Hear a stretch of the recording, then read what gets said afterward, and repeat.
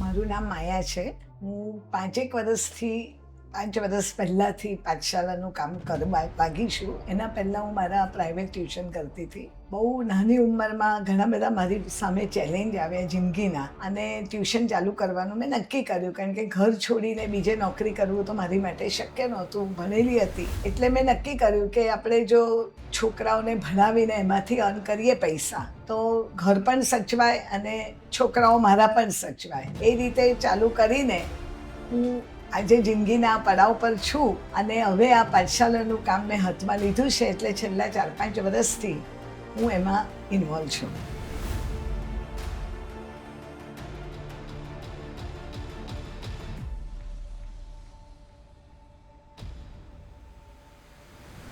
The podcast will begin shortly, and while watching, if you enjoy the conversation at any moment, then please like and subscribe to our YouTube channel as well. Thank you so much. મારું નામ માયા છે. હું 5 વર્ષ પહેલાંથી પાઠશાલાનું કામ લાગી છું. એના પહેલાં હું મારા પ્રાઇવેટ ટ્યુશન કરતી હતી. બહુ નાની ઉંમરમાં ઘણા બધા મારી સામે ચેલેન્જ આવ્યા જિંદગીના, અને ટ્યુશન ચાલુ કરવાનું મેં નક્કી કર્યું, કારણ કે ઘર છોડીને બીજે નોકરી કરવું તો મારી માટે શક્ય નહોતું. ભણેલી હતી એટલે મેં નક્કી કર્યું કે આપણે જો છોકરાઓને ભણાવીને એમાંથી અર્ન કરીએ પૈસા, તો ઘર પણ સચવાય અને છોકરાઓ મારા પણ સચવાય. એ રીતે ચાલુ કરીને હું આજે જિંદગીના પડાવ પર છું. પણ મારા બંને છોકરાઓ ઘણું બધું ભણેલા છે. મારો મોટો દીકરો IIM બેંગ્લોરથી MBA કર્યું છે, નાનો પણ BE છે. અને હવે આ પાઠશાલાનું કામ મેં હાથમાં લીધું છે. એટલે છેલ્લા 4-5 વર્ષથી હું એમાં ઇન્વોલ્વ છું. અને આપણે પાઠશાલા પર વાત કરીએ પહેલાં હજી થોડું ઓર તમે કંઈક ડિટેલમાં કહી શકો about your personal experiences, personal journey, કે જેમણે તમને આટલું ઘડ્યા અને તમે અત્યાર સુધી આ મુકામ પર પહોંચ્યા. 28 વર્ષની નાની ઉંમરમાં મારા હસબન્ડને એક્સિડન્ટ થઈ ગયો. It was a motor neuron disease. ડૉક્ટરે કહ્યું, જિંદગી સામે બહુ મોટો પ્રશ્ન અર્નિંગનો ઊભો થયો કે હવે વર કમાશે નહીં, નાનો દીકરો 3 વર્ષનો, મોટો 6 વર્ષનો, શું કરવું? પછી વિચાર કર્યો કે આપણું ભણતર જે વાલીએ મને, મારા પેરેન્ટ્સે આપ્યું છે, એના જીવ પર જ આપણે હવે આગળ જવું છે. ઘણો બધો મનનો નિર્ધાર કર્યો, કારણ કે ડૉક્ટરે તો બહુ સ્પષ્ટ અને ક્લિયર પિક્ચર સામે મૂકેલું કે મેક્સિમમ 10 વર્ષ. પણ મારા હસબન્ડમાં પણ ઘણો બધો વિલ પાવર અને ડિટર્મિનેશન સખત હતું. હેટ્સ ઓફ ટુ હિમ કે એમના લીધે જ આજે કરું છું. આટલું બધું મારામાં પણ આત્મવિશ્વાસ મારા હસબન્ડને લીધે જ કહેવાયો છે. એટલે જિંદગીના આવા મોડ પર શું કરવું એ જ મોટો પ્રશ્ન હોય છે. પણ ભગવાનની દયાથી, મારી ટેલેન્ટથી મેં ટ્યુશન્સ ચાલુ કર્યા, અને 2-3 છોકરાઓમાંથી 35 રૂપિયાથી ચાલુ કરેલા 88માં ટ્યુશનમાં મેં જ્યારે 2018માં ટ્યુશન છોડ્યા ત્યારે હું 62,000 કમાતી હતી. મારો આખો સંસાર મેં ટ્યુશન પર કર્યો, મોટું ઘર બનાવ્યું, અને જિંદગીમાં જે પણ નહોતું મેળવ્યું એ બધું ટ્યુશનથી લઈને તે છોકરાઓને પણ આપ્યું. અને ઘણી બધી નાની મોટી તકલીફોમાંથી પસાર થતાં આજે હું અહીં આવીને બેઠી છું. બરાબર. મારે પાઠશાલા વિશે કંઈક થોડું કહો. પાઠશાલા મારો, ખરેખર હું ખોટું બોલતી નથી, મારો ધ્યેય નહોતો.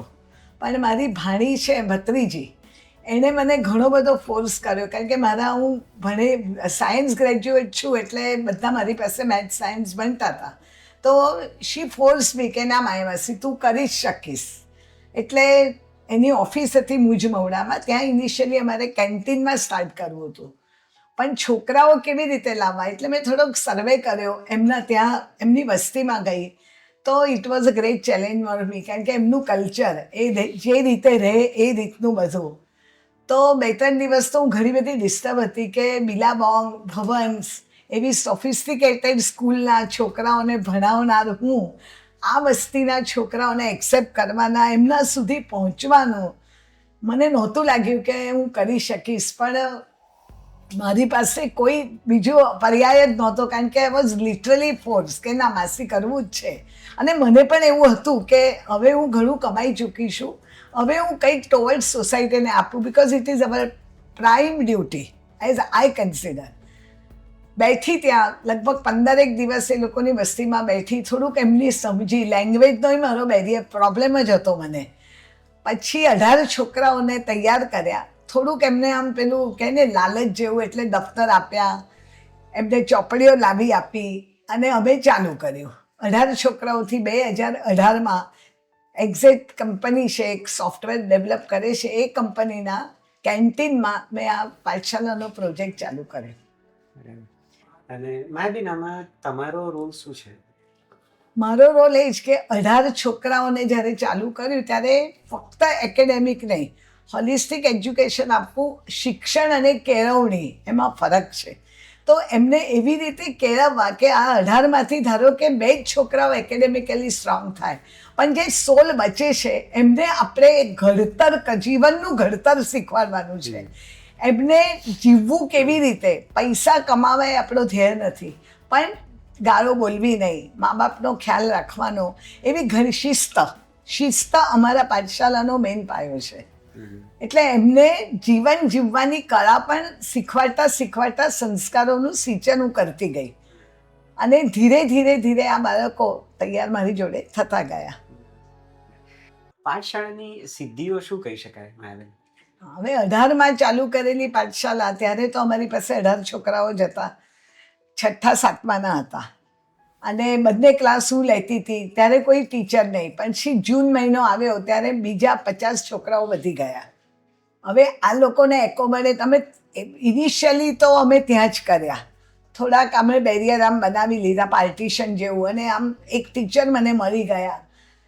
હું એટલું તો જરૂર માનીશ કે તમારા જો કોઈ પણ વિચારમાં કે કોઈ પણ કૃતિમાં ટ્રાન્સપરન્સી હોય તો તમે સામેવાળા સુધી પહોંચી શકો છો.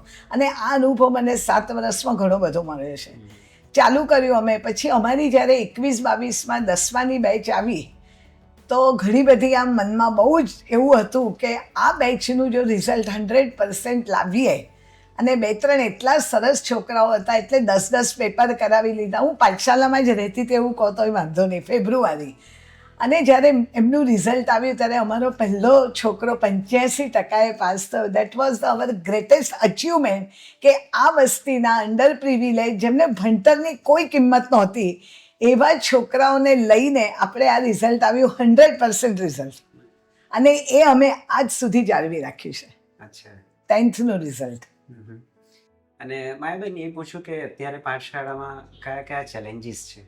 ચેલેન્જીસ એટલે ત્યાં છે ને 4 કોમના છે, માળી છે, ભાલિયા છે, પરમાર છે અને વાઘેલા, એવા.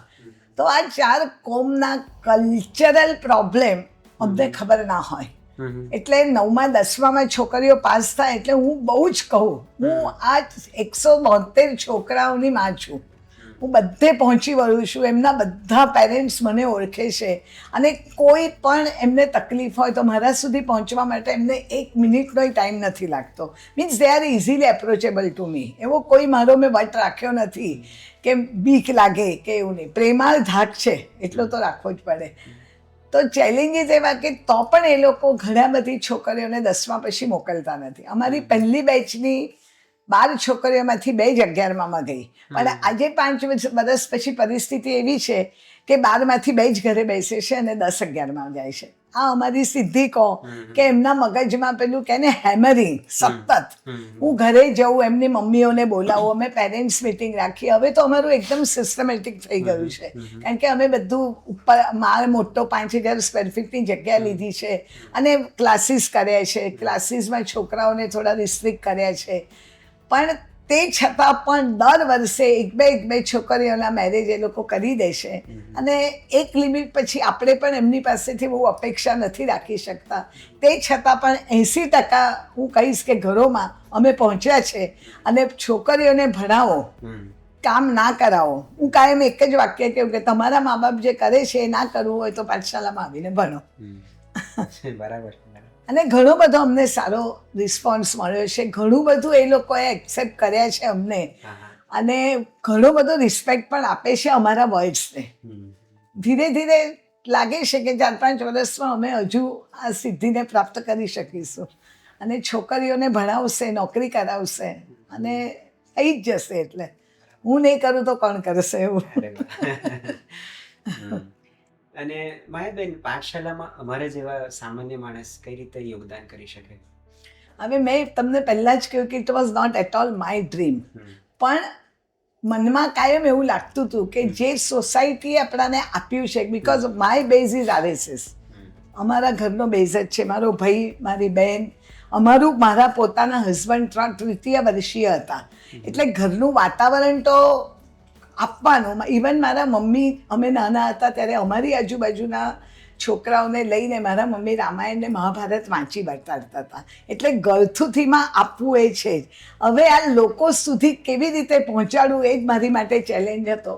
એટલે જે પણ મને મળે એને હું એવો કન્વિન્સ કરવાનો પ્રયત્ન ચોક્કસ કરું કે whatever goes around comes around. આ તો દુનિયાનો નિયમ છે, એટલે તમે કંઈક તો આપો જ. એટલે મારા ટ્યુશનમાં આવતા છોકરાઓને પણ મેં છોડ્યા નથી. એ લોકો મને દર મહિને એવા 13 છોકરાઓ છે કે જે કોઈ 5,000, કોઈ 3,000 એવા ફીઝ માટે આપે છે. એટલે એક્સપેક્ટેશન એ જ છે કે ટોવર્ડ સોસાયટી આપણું કર્તવ્ય હોય છે. પેલું કહે ને કે ફૂલ લઈને ફૂલની પાકડી, પણ દરેક માણસે કરવું જોઈએ, અને કરે છે. લોકોને કન્વિન્સ થઈ જાય તો મને ઘણા બધા હવે એવા ડોનર્સ મળી ગયા છે કે જે વિલિંગલી અમને આપે છે, અને અમારું કામ જોઈને ઘણા બધા ખુશ થાય છે. અને માયાબેન, પાઠશાળા કઈ રીતે એક અનોખી આ સંસ્થા છે? હા, યુનિક એવી કે આ અંડર પ્રિવિલેજ છોકરાઓને આટલા બધા શિસ્તમાં જે અમે ધાર્યા છે, ચાંદલો અમે કમ્પલસરી કરાવીએ છીએ. પછી ટાઈમમાં પહેલાં અમારી પાસે જે 70 છોકરાઓ હતા એમાંથી 25, 30, 40 છોકરાઓ 8 વાગ્યાનો ટાઈમ હોય તો 8:15, 8:30 એવી રીતે આવે. ધીરે ધીરે ધીરે કરતાં કરતાં 2 મહિનામાં હવે 170 છોકરાઓમાંથી હાર્ડલી 2 કે 3 છોકરાઓ લેટ આવે છે. એમને શિસ્તનું મહત્વ મેં સમજાવ્યું છે કે જિંદગીમાં શિસ્ત હોય તો આવે, બરાબર. તો તમારું બધું ઓટોમેટિકલી એના માટે પ્રયત્ન કોઈ કરવો પડતો હોતો નથી. એટલે આ રીતે ઢાળીને પેલું હેમરિંગ કરીને હવે આ છોકરાઓ ઘણા બધા, તમે આમ પાઠશાલાની મુલાકાત લેશો તો તમને લાગશે જ નહીં કે આ આવા છોકરાઓ છે. કારણ કે માળીના છોકરા, પ્લમ્બરના, વેજીટેબલ વેન્ડર, બિલકુલ ગાળો બોલતા નથી હવે અમારા છોકરાઓને. તો કેટલી બધી ગાળો તો મને શીખવા મળી કે જિંદગીમાં સાંભળી નહોતી. પણ હવે એકેય છોકરા, એમના મા બાપ બોલે તો ટોકે છે. એક નાનો તમને પ્રસંગ કહું કે જ્યારે પાઠશાલા ચાલુ કરી ત્યારે એક દિવસ એક છોકરો મોડો આવ્યો અને મને બારણામાંથી જ કે મેડમ મને વળતા નહીં, હું મોડો છું. સ્લીપર લઈને આવેલો. મેં તું કેમ બેટા સ્લીપર ઉપર લાવ્યો? તો કે આ સ્લીપરથી આજે મેં મારા પપ્પાને માર્યા છે. અરે મેં તું કેમ બેટા? તો કે કારણ વગર મારી મમ્મીને દારૂ પીવા પૈસા જોઈએ એટલે આ સ્લીપર વડે રોજે મારે. તો મેં ને મારા ભાઈએ એમને બાથરૂમમાં પૂરી દીધા છે. આ સ્લીપરથી માર્યા છે. મેડમ તમે આવો અને મારા પપ્પાને કહો કે મારવાનું નહીં મારી મમ્મીને. So it was a big challenge on that day for me કે હું કેવી રીતે જઉં. ત્યાં તો બધા, એટલે લોકો ખરાબ નથી, પણ એઝ અ લેડીઝ હું જઉં ને કશું કંઈક થાય, પણ તે છતાંય હું ગઈ. એમને મેં બહાર કાઢ્યા, સમજાવ્યા કે કેમ મારો છો, દારૂ પીવી એ તો કંઈ સારી વાત જ નથી. એટલે તો કે મેડમ 5 છોકરીઓને આ એક છોકરો, સ્ટ્રેસ હોય આમ તેમ. પછી મેં કીધું ચાલો હમણાં જવા દો, તમે પાઠશાલામાં આવો. પછી સયાજી હોસ્પિટલમાં મારી ઓળખાણ હતી, ત્યાંથી પડીકી લાવીને મેં ટ્રાય કર્યો. મહિનો છૂટી એમની, પછી ફરી ચાલુ થઈ. કારણ કે રોજે જઈને દવા આપવું તો મારી માટે પોસિબલ નથી. પણ છોકરાઓ બહુ ડિસ્ટર્બ થઈ જાય છે. નાની રૂમ 10 બાય 10ની, એમાં 5 ભાઈ બહેન, એમાં તો હું કહું ભણો, એમાં અમે હોમવર્ક આપીએ, એ કરવાનું, સ્કૂલનું સ્ટ્રેસ. દરેક 6થા ધોરણથી લઈને બધી છોકરીઓ જે છે એમને રસોઈ બનાવવાની હોય, કારણ કે મમ્મીઓ એમની બધી કામ કરવા જાય, એટલે સાંજની રસોઈ. આ બધા ચેલેન્જીસને પાર કરીને 70-80% લાવવા એમની માટે ચેલેન્જ જ છે અને અમારી માટે છે. પણ we are very very very successful. Very good, સરસ. અને માયાબેન, તમે પાઠશાલાનું ફ્યુચર શું જુઓ છો? ફ્યુચરમાં અમારે બીજી બેચ ચાલુ કરવી છે, કારણ કે દર જૂન મહિનામાં બહુ દુઃખ થાય મારે છોકરાઓને ના પાડવી પડે કે તમે ના આવો. તો સ્ટ્રોંગલી અમે, અને અમારું પ્રિમાઇસીસ બહુ મોટું છે, વી કેન યુટિલાઇઝ ઇટ. અમે ઘણી બધી સંસ્થાઓને પણ આપીએ છીએ. અને મારો હંમેશા કોઈ પણ અમારી પાસે સંસ્થા આવે તો આમ ઓપન ઓપનલી હું એમને કહું છું કે અમારી જગ્યાનો મેક્સિમમ તમે ઉપયોગ કરો. હોલ મોટો જે 2,000-2,500 સ્ક્વેર ફીટનો છે, કારણ કે આટલું બધું ભાડું આપ્યા પછી બપોરે 2 વાગ્યાથી હોલ ખાલી રહે, 2 ક્લાસ ચાલુ હોય છે. અમે કોમ્પ્યુટર લેબ પણ રાખી છે, એનો ઉપયોગ હમણાં અટાપીવાલા કરે છે. અટાપી કરીને એક સંસ્થા છે, વુમન એમ્પાવરમેન્ટ, અને ડ્રાઇવિંગ શીખવાડે છે. તો એમને કોમ્પ્યુટરાઇઝ ટેસ્ટ હોય ડ્રાઇવિંગની, તો મેં એમને કહ્યું તમે આવો. હમણાં 22 લેડીઝ છે અને they are using our lab. એટલે અમારો પ્રયત્ન તો એવો જ છે કે અમે બીજી બેચ પણ ચાલુ કરીએ આવી રીતે સાંજનો. અને જો મને કોઈ સારું મળી જાય, કારણ કે મારી કેપેસિટી સવારથી સાંજ સુધી છે, પછી મારાથી ત્યાં બેસાય નહીં, તો કોઈ સારું મળે તો અમને એવું છે. અને અમારા જે છોકરાઓ 10માં પાસ થાય છે એમને બધા એકદમ આમ એમને જે ભણવું છે એ એજ્યુકેશન મળે. એટલે મારી બધાને એવી રિક્વેસ્ટ હોય છે કારણ કે હવે અમને તમે મદદ કરો. અમને હમણાં સુધી નહોતી જરૂર. અમારું જે આવે છે, મારી ભત્રીજી જે આપે છે એમાં પૂરું થાય છે. પણ નાઉ ઓનવર્ડ્સ MS-માં ભણાવવું હોય, પારુલમાં ભણાવવું હોય, કારણ કે diploma two degree very hard two get the admission. બહુ જ એટલે 2-3 સીટ હોય. તો આ મારા છોકરાઓનું ભવિષ્ય સુધારવા શું કરવું, કેવી રીતે પેલું પૈસા ભેગા કરવા, એની પાછળ છીએ. બીજી કોમ્પ્યુટર લેબય બનાવી છે મને. અને કારણ કે computer is the need of the day છે. એટલે ભલે ભણે નહીં, એકેડેમિક ના સ્ટ્રોંગ થાય, પણ કોમ્પ્યુટરમાં કરે તો નાના ઘણા બધા કામ મળી રહે. છેલ્લે અર્નિંગ જ મેઇન છે. અમારો એક અર્ન વ્હાઇલ લર્ન એ પણ પ્રોજેક્ટ છે. એમાં અમને એક યશસ્વી જોશી કરીને એક મેડમ છે, એ ઘણો બધો સાથ આપે છે. ડ્યુરિંગ ધ હોલ યર અમે 3-4 એક્ઝિબિશન કરીએ છીએ, અને એમાંથી જે પૈસા મળે એ અમારા પાઠશાલાના છોકરાઓ પાઠશાલાને આપે છે. એ લેતા નથી. અમે બર્થડે સેલિબ્રેટ કરતા નથી. એ બધા પૈસા અમે માર્ચમાં બહાર કાઢીએ. કોઈ 50 નાખે, કોઈ 10 નાખે, આખી પેટી બનાવી છે. અને એમાંથી જે છોકરાઓને ખાવું હોય, 1 વર્ષ પાણીપુરી ખવડાવી, 1 દિવસ લાઈવ ઢોસા, આ વર્ષે કેક કહે છે, એ અમે આપીએ છીએ. એટલે આ લોકોને પણ પૈસાનું પણ મહત્વ શીખે. અને બર્થડે તો મનાવવાની કહીએ, અને અમે સંસ્કૃતમાં શ્લોક ગાઈએ છીએ બર્થડેનો, હેપી બર્થડે. અને દરેક બાળકની જેની પણ બર્થડે હોય એની આરતી ઉતારીએ છીએ. કે આની જોડે, પાઠશાલા જોડે થોડું આપણું હિન્દુ સંસ્કૃતિ જે ભૂલાઈ ગઈ છે હમણાં, એનું પણ શિક્ષણ મળે તો એમાં કંઈ ખોટું તો છે જ નહીં. અગર તમે મને ગાઈને સંભળાવી શકો હેપી બર્થડે સંસ્કૃતમાં તો પ્લીઝ. હા. શુભ જન્મદિને તુભ્યમ, શુભ જન્મદિને તુભ્યમ, શુભ જન્મદિને તવ હે, સકલમ મધુરમ સુયામ, સકલમ મધુરમ શુભમ. Thank you. Thank you. Maybe કદાચ 1-2 શબ્દો આમ તેમ હોય, કારણ કે ઘણા બધા દિવસથી મેં ગાયું નથી, છોકરાઓ ગાય એટલે. અને આની માટે અમારે ત્યાં રવિવારે સંસ્કાર કેન્દ્ર ચાલે છે. એ પણ મને આખી સેવાર્થી ટીમ છે બરોડાની, એ લોકો વુમન એમ્પાવરમેન્ટ માટે જ કામ કરે છે. તો એમની ટીમ મને કોરોનામાં મળી, અને એમને એટલું બધું ગમ્યું, તો એમને એક જ પ્લેટફોર્મ પર એટલા બધા છોકરાઓ મળ્યા. એટલે મને કહે કે માયાબેન, અમે આવીને અમારા બધા છોકરાઓને લગભગ 50 થી 100 શ્લોક મોઢે આવડે છે. ગીતાનો 15મો અધ્યાય શીખવાડ્યો છે. અને એમને આમ ઇન્સ્ટન્ટ કોઈને શાકભાજી વાળો બનાવી, અમે એને કહીએ ચાલ બોલ શું બોલીશ, એવી રીતે પણ એ લોકો જુદા જુદા દર રવિવારે થાય છે. અને આ લર્ન વાઇલ લર્ન સોરી, એમાંથી અમને એ મેડમ પણ અમારા આર્ટ એન્ડ ક્રાફ્ટના, એટલે ઘણું બધું 12મા પછી જે છોકરીઓ અમારી ભણતી નથી, એવી 3 છોકરીઓ અમારે ત્યાં આવીને એ એમને અર્નિંગ આપે છે 2,500 રૂપિયા મહિનાના. અને એ બધું કામ કરે છે, અને અમારો કોન્ફરન્સ હોલ એમાં અમે વાપરીએ છીએ. અને આ અમારો પ્રોજેક્ટ અમે 7,500 રાખડીઓ પણ બનાવી. પછી આંધળાઓ માટે લખવા પણ અમે સ્ક્રાઇબ માટે પેપર લખવાય અમારા છોકરાઓ જાય છે. અને વિશેષ એટલે એમાં જે પૈસા મળે, મારે એકેય વાર એવું કહેવું નથી પડ્યું કે તમને આજના 400 રૂપિયા મળ્યા તો આપો. આવીને મારા હાથમાં આપે, મેડમ તમે પાઠશાલા માટે લઈને મને આપો. તો આ જે હેમરિંગ મેં કરેલું છે એ મને આગળ જઈને દેખાય છે. અને 2-3 અમારે ત્યાં એક સમીર શેગર નામનો છોકરો છે, UPSCની તૈયારી કરે છે.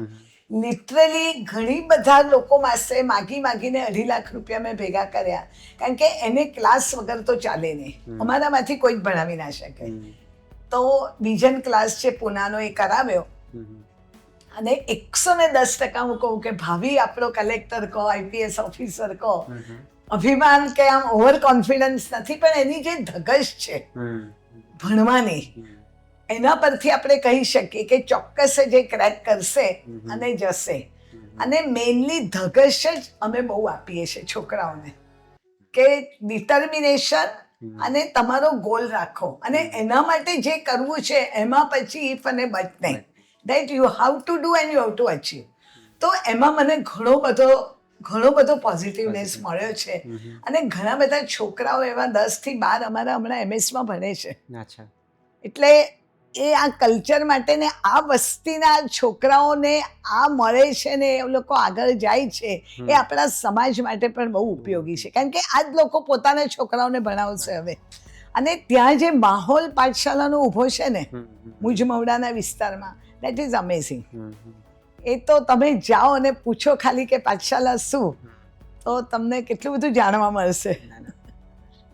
તો માયાબેન, કોઈક એવા પ્રોજેક્ટ તમે પ્લાન કર્યા હોય જાન્યુઆરીમાં કે નવા વર્ષમાં, તો એ વિશે કંઈક share અમે VTC નો એક વોકેશનલ ટ્રેનિંગ, મોબાઈલ રિપેરિંગ અને આપણું એ વાયરમેન, એ 2 છે. પછી અમારી પાસે આ અતાપીવાલા જે આવ્યા છે એમાંથી અમારી છોકરીઓને અમે 12મા પછી આમાં મોકલવાના છે. અને મારી એક ફ્રેન્ડ છે એ ફ્લાઇંગમાં છે, તો એર હોસ્ટેસ અને નર્સિસ, એ પણ મારે એક એર હોસ્ટેસમાંનો કોર્સ કરે છે છોકરી હમણાં, પણ નર્સિંગ પર મારે જોર આપવું છે.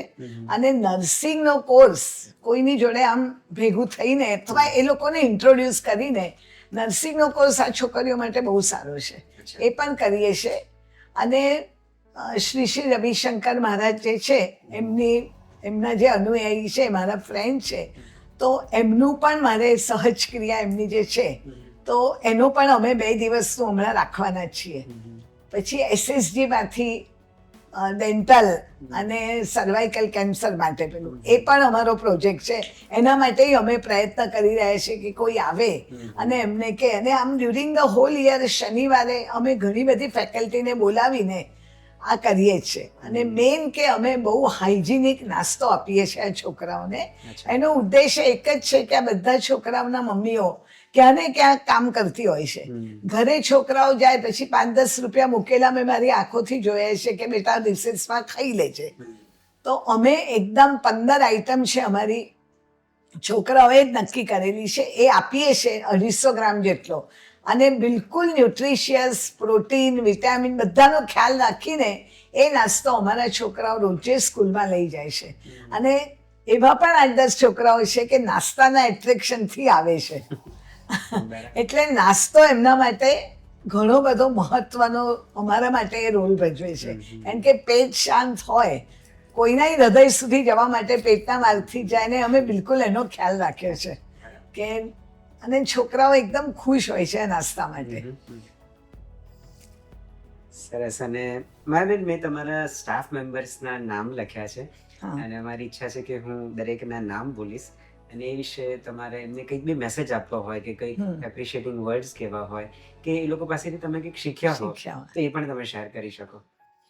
તો ફર્સ્ટ છે આરતી વૈષ્ણવ, જે ઓફકોર્સ ફાઉન્ડર છે એની જીજી માસા કહે ને આમ કરવાની અને ફોર્સ કોઈના પર કરીને એ વ્યક્તિ તમારું માને એટલી બધી તાકાત હોવી જોઈએ. એટલે એને તો સેલ્યુટ છે કે એને કહ્યું અને મેં માન્યું, પણ એટલા બધા એને પોઝિટિવનેસથી કહ્યું કે ના માસી કર.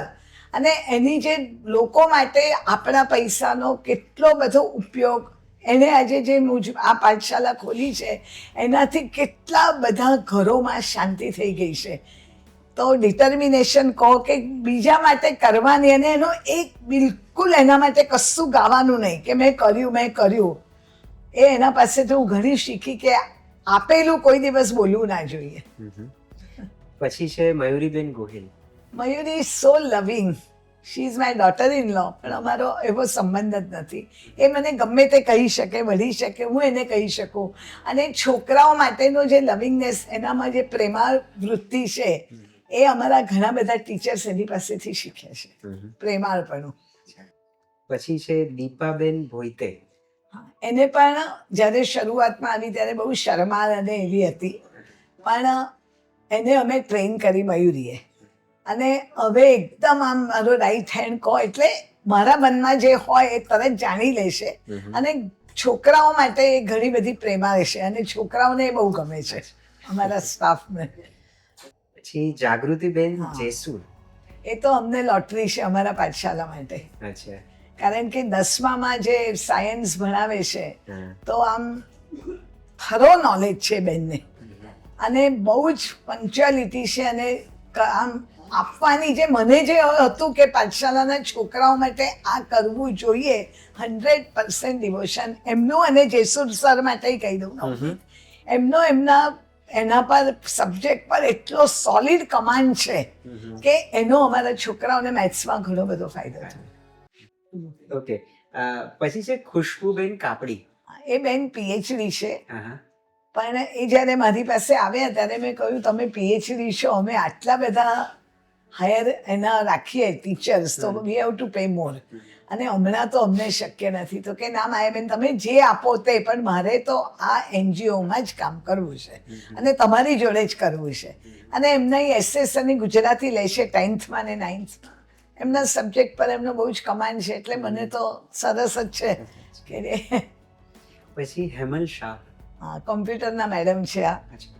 હવે આ તો મેડમ આવશે એવું લાગતું જ નહોતું, કારણ કે એ એચ.એસ. પટેલ જે અમારી સ્કૂલ છે ત્યાં નોકરી કરતા હતા, પણ ત્યાંના શિક્ષકોને આમ મેસ્મરાઇઝ થઈ જાય છે જ્યારે પાઠશાલામાં આવે, અને એવું પૂછે મને કે એવી તો કઈ નેક છે તમારામાં માયાબેન, કે આટલા બધા પાઠશાલામાં અમારી સ્કૂલના આવતા છોકરાઓ આટલા બધા આગળ આવી જાય છે, અને એ સબ્જેક્ટ માટે એમને પ્રેમ થાય છે. આ પણ એક બહુ મોટી વસ્તુ છે, રસ લઈને કરે. તો હેમલ મેડમને મેં કહ્યું કે મને એવી ઈચ્છા છે કે તમે અહીં આવીને 9th 10thમાં કોમ્પ્યુટર શીખવાડો. ઇનિશિયલી હું તમને બહુ નહીં આપી શકું, પણ એટલો મારા પર વિશ્વાસ રાખો.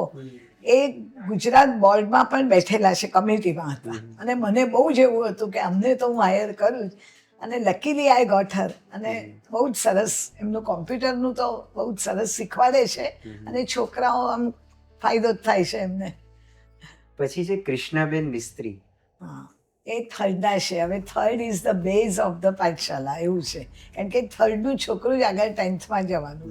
એકદમ શાંત, ગંભીર, અને એકદમ પોતાને બિલકુલ ભણ્યા વગર છોકરાઓના કલાથી લઈને છોકરાઓને શીખવાડે છે. પછી છે હેતા નચિકેત શાહ. હા, એ 5thના ટીચર છે.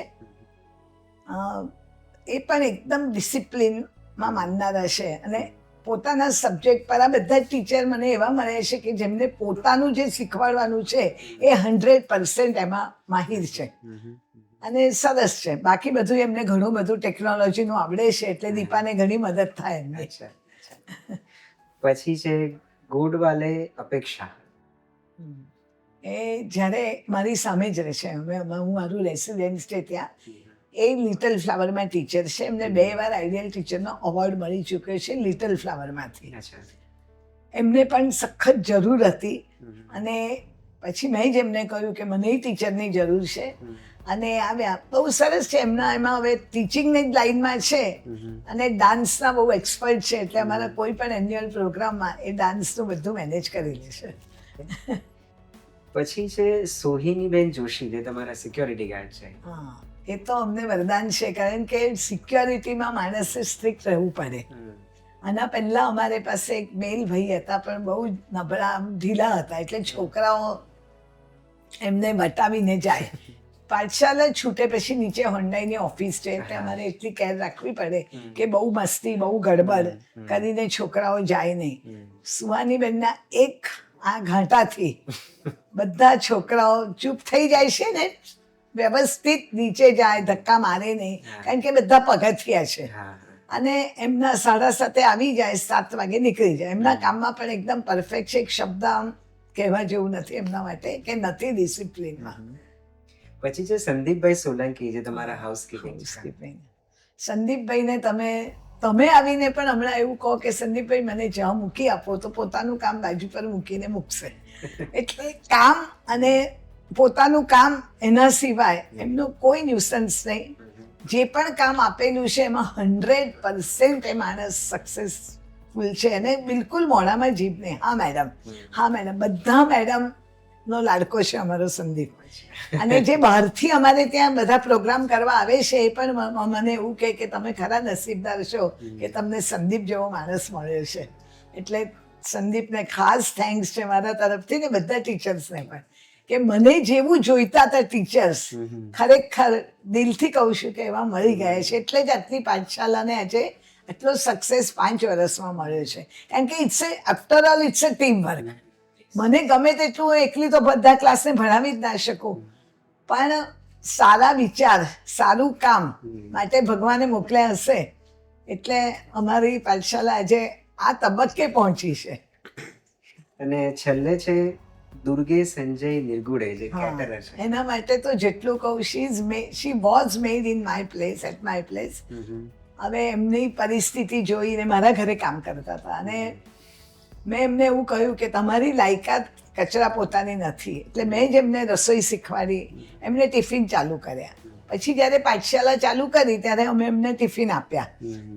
એમના છોકરાને અમે ભણાવ્યો, મારા દીકરાએ મેં, અને આજે લંડન છે. એટલે આ પણ એક ટોવર્ડ સોસાયટી જે કામ હોય તે ઘરેથી જ ચાલુ થયું છે મારું. એમના છોકરાને લંડન ગયો છે હમણાં, એ ત્યાં 3-3.5 હજાર પાઉન્ડ કંઈક કમાય છે મહિને, અને એ પાઠશાલાને રેગ્યુલરલી 6 મહિનાથી 5,000 રૂપિયા આપે છે. એટલે મેં જે એમની માટે કર્યું ત્યારે મને તો ખબર નહોતી, પણ હવે પાઠશાલાને એનું વળતર મળી રહ્યું છે.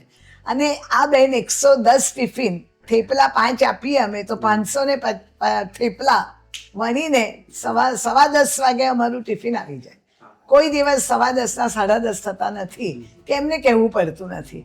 એટલે આ પણ એક આમ અમારા એમાં એ જ છે, મુગટમાં અમારા એક કહો તમે તો એ જ છે કે ચાલો આ પણ અમને એવા મળે છે કે ગમે તે તમે કહો, 200 જણના કહો લાડુ બનાવવાના છે હવે અમારું ફંક્શન છે ત્યારે, તો નો તો કંઈ સવાલ જ નથી. એટલે માણસો બહુ સરસ મને મળ્યા છે. મારું બહુ મોટું નસીબ છે કે એમના થકે અમે આગળ જઈ શકીએ છીએ. અને આ સિવાય બી કોઈક રહી ગયા હોય તો તમારે ના, ના. કંઈક કહેવું હોય તો કહી શકો છો. ના, રહી ગયામાં તો હું આરતીનું જ કહીશ કે આરતીએ જે મિશન મૂકેલું ને એની જે વિઝન છે, તો એમાં ઘણું બધું 80-90% હું એ વિઝનને એના જોઈ શકી. અને હું તો એવું જ કહીશ કે જેટલા પણ પૈસાવાળા છે સોસાયટીમાં, એ જો પોતાનું થોડુંક ઓછું તો કરવાનો કોઈ સવાલ નથી, પણ થોડુંક ઓછું કરે સપોઝ, અને આ અંડર પ્રિવિલેજ છોકરાઓની સામે જરાક જુએ તો ઘણી બધી ટેલેન્ટ છે. અને આજે આ સોસાયટી સુધરશે તો બટ નેચરલી આપણું હિન્દુસ્તાને સુધરવાનું જ છે. અને બહુ જરૂર છે આ વસ્તુની કે થોડુંક, અને આપણે આપણા છોકરાઓને પણ શીખવાડીએ કે તારું થોડુંક ઓછું કરીને આપ. જે હમણાંની જનરેશનમાં 1-2 છોકરાઓ છે એટલે નથી.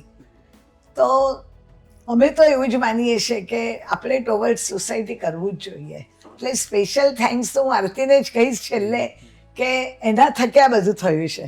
હું તો ખાલી નિમિત્ત થઈ છું, પણ મેઇન તો બધું કરનાર એ જ છે.